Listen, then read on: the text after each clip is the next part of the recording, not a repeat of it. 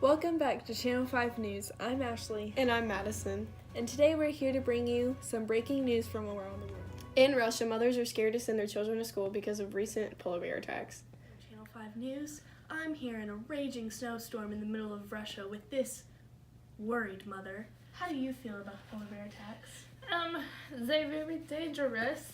My children can't go to school without worry about getting ate. I understand your concerns. What do you think should be done about this?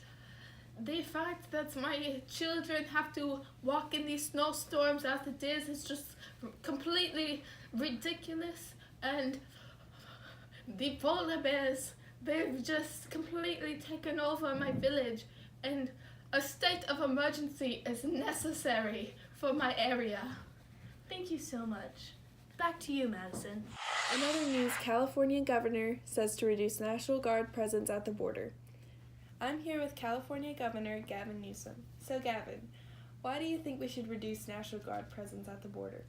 The situation's just gotten too violent. There's no reason that immigration should come to a complete halt. America was built as the place to be, a place to pursue your dreams. And the fact that we are trying to prevent those that want to better their lives from coming into this country is sickening, and it's quite unconstitutional.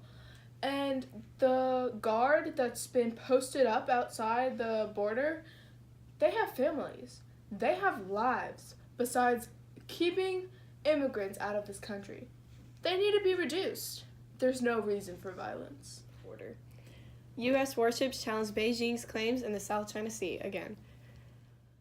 China accuses the United States of trespassing because of two warships sailing 12 miles from the small islands in the South China Sea. These islands are claimed by the U.S. Navy to be part of an area of freedom of navigation operation. During the sailing period, the Chinese sent a destroyer within 45 yards of the U.S. ship, forcing it to change path.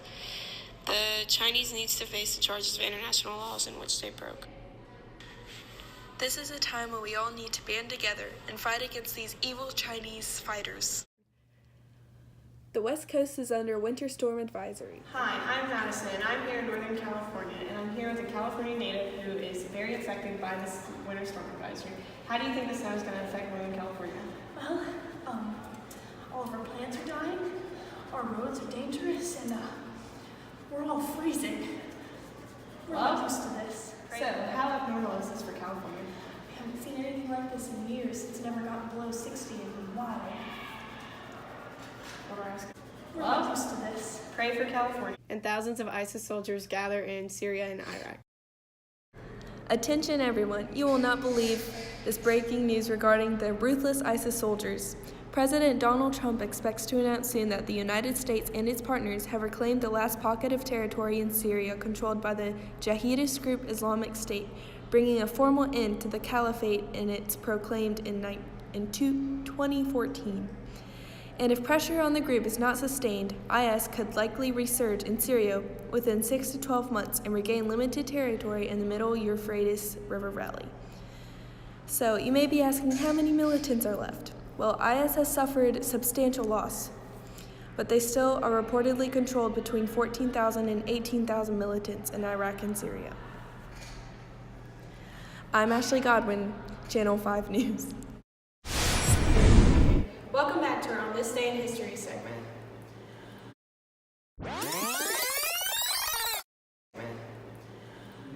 On this day in history, February 8th, during World War II, Japan viciously invaded Singapore.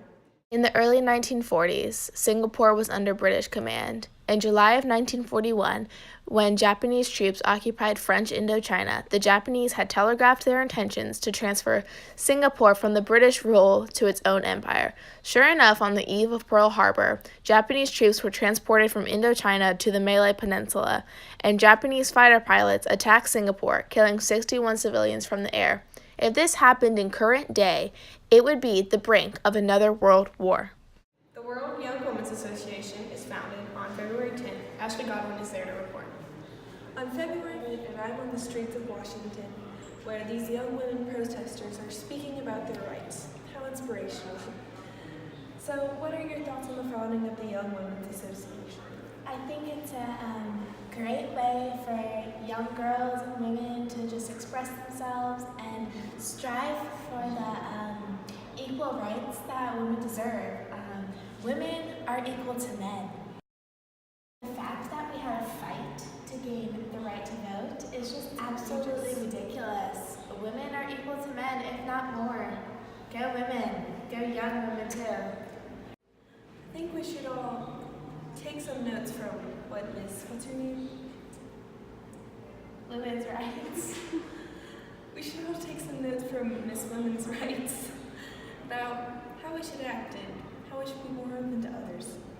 Back to On February 15th, 1933, in Miami, Giuseppe Zangara ruthlessly attempts to assassinate Franklin D. Roosevelt. Instead, shoots the Chicago mayor Anton J. Schumer.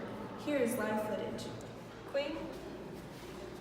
Hello, I am President Roosevelt, and I just wanted to thank you all so much for inviting me and Mayor Cermak to the beautiful city of Miami. We're so glad to be here.